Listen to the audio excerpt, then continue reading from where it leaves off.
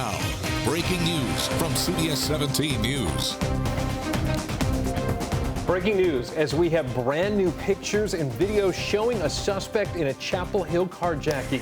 Plus, massive damage at a church. The investigation underway right now after a car crashes into that local church. And out on patrol when a crash occurs. What led up to this wreck in downtown Raleigh involving a police officer on a motorcycle? Good afternoon, and thank you for joining us. I'm Bill Young. And I'm Liz Ortiz. For the first time in weeks, we felt the cool down from this extremely heat temperatures we've been dealing with for really what feels like weeks. Meteorologist Laura Smith here now with your forecast first. Yeah, some bit of a break from that high humidity, but still warm out there as we've got temperatures are nearing 90 degrees. It's 86 as we look at our Whitley Law from Weather Cam overlooking at the airport. Really no clouds in sight. A plane getting ready to taxi to the runway taking off. It still feels like 89 when we factor in the humidity, so it is starting to creep up. You're really going to notice that thick atmosphere as we get into the day tomorrow. Those dew points are on the rise. Low 90s for highs. Today's about where we should be for this time of year, but nonetheless, what a beautiful morning it was. A nice afternoon, still warm, but nothing like we're getting ready to experience. We've got those 80s into the evening hours, some upper 70s. Around at midnight, and then tomorrow we turn the heat up a little bit, and then we just crank it up Friday and this weekend. Dangerous heat to be with us. We're going to break it all down for you and let you know if we have any relief on the 10-day coming up. Laura, thanks. We have breaking news right now. Take a look. Chapel Hill police have released pictures of a teen suspect involved in a carjacking. This, they say, is a picture of Sean Dunn. According to Chapel Hill police, he is considered armed and dangerous. The carjacking happened Saturday morning at the Sienna Hotel on East Franklin Street. Police later found that car in Durham. Chapel Hill police have issued arrest warrants for Dunn. The stolen car that was involved in this carjacking was then connected back to an armed robbery. Here's the video, surveillance video police released to the person of interest they say was involved in that armed robbery. Again, if you have any information in this case, please contact police. New at noon, pictures and videos of a car crashing into a Fayetteville church. Yeah, the crash happening Tuesday at the Berean Baptist Church on Glensford Drive, just south of Cliffdale Road. At this point, Fayetteville police will only say the investigation is ongoing as they continue to gather information. Right now, CBS 17 is working to learn more. Look for updates on air, online, and through our CBS 17 News app. A Raleigh police officer involved in a crash while on a routine motorcycle patrol is expected to be okay. Police Chief Rico Boyce shared that update shortly after the crash this morning. CBS 17's Brea Hollingsworth joins us live from downtown where that crash cleared not too long ago. Brea. Yeah, Bill, Liz, that crash taking place a little further down here on West Cabarrus and Gale Streets. You can see the scene is clear now, but just hours ago, investigators had it blocked off as they worked to figure out what happened. That crash happened shortly before 8 this morning involving a Mercedes Sprinter van and a Raleigh Police Department motorcycle. Chief Rico Boyce says the officer was on routine patrol when the crash happened and he wasn't conducting a traffic stop. That officer was taken to the hospital, but his injuries are not considered life-threatening. He's a 25-year veteran of the Raleigh Police Department. He's been assigned to our traffic enforcement unit for a number of years. He is someone that is he's been on our motor unit for a long time. He knows how to ride a motorcycle. He is, like say, a great officer. And from what I was told thus far, like say, he was not taking any enforcement action. He was just riding up Cabarrus Street just prior to this accident occurring. And we're also told that that driver of the Sprinter van is cooperating with police. We will be sure to bring you updates on this investigation as we learn more. In Raleigh, Brea Hollingsworth, CBS 17 News. All right, Brea, thanks for the update.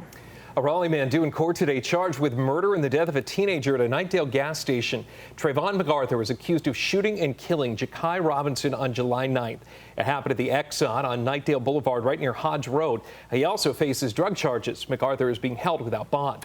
A FedEx driver is in the hospital after crashing in Knightdale. It happened on Linwood Road near I-540 around 5 this morning. The driver went down an embankment and then the truck caught fire. No word on the driver's condition. Linwood Road is closed between Pine Acres Court and the Planters Walk Pool that's near Lawrence Way.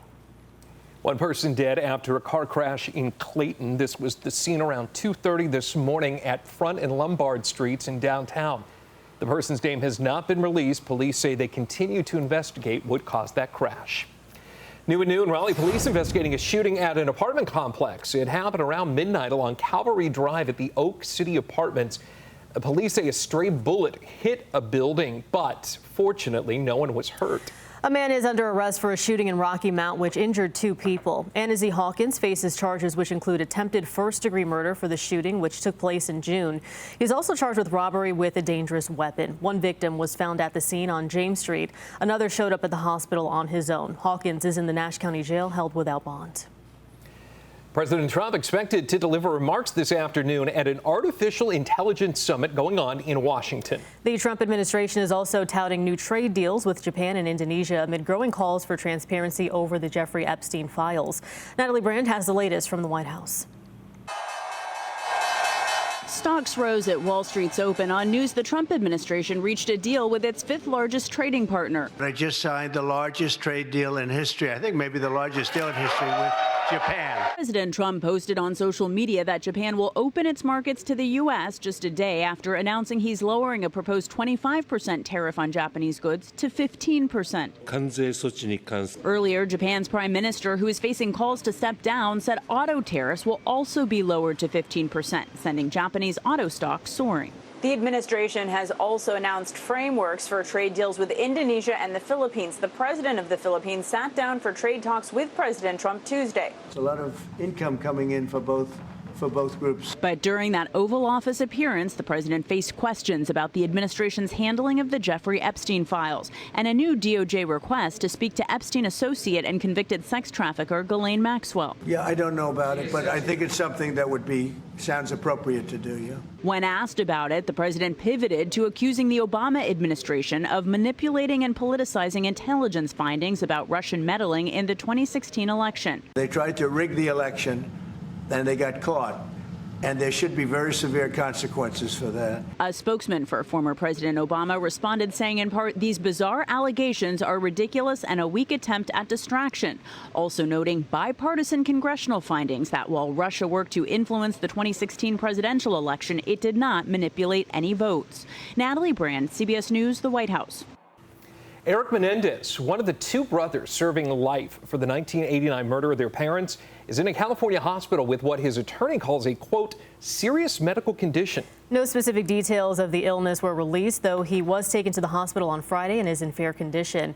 A parole hearing for the brothers is set to take place in late August. Interest in their case soared after a recent documentary on Netflix. The 2 were convicted despite their claims of severe sexual abuse.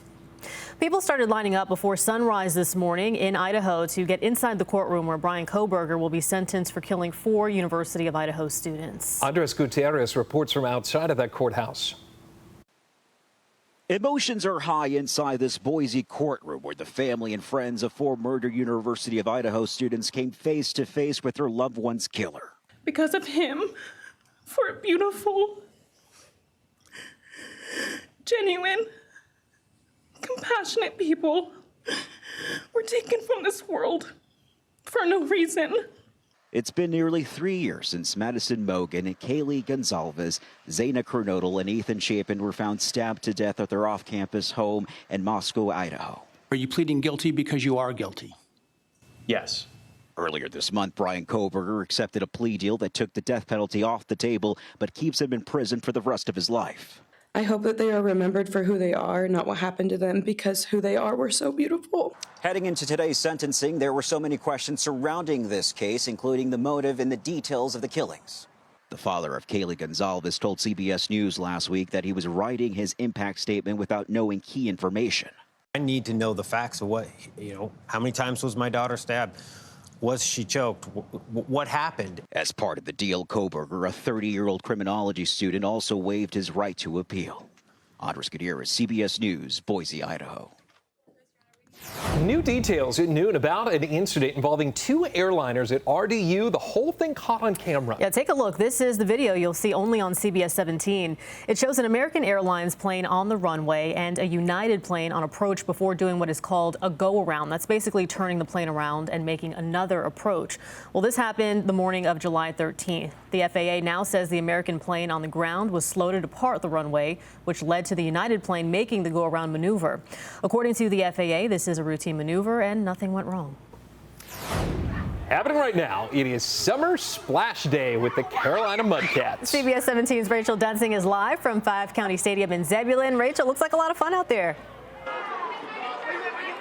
They're having a lot of fun. Already got a little bit of friendly fire from the kids over here. But hey, we know that they are just out here having a great time.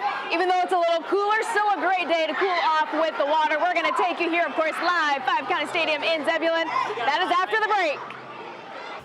Looking forward to that. Rachel, thanks. And staying cool in the water. Well, yeah, and we are at least getting a little bit of a break from the heat today. But we know those brutal temps, they're coming roaring back. The very same situation now affecting millions of people. Plus, fun for fans, expensive for schools. The big bucks when revelers have just took too much excitement.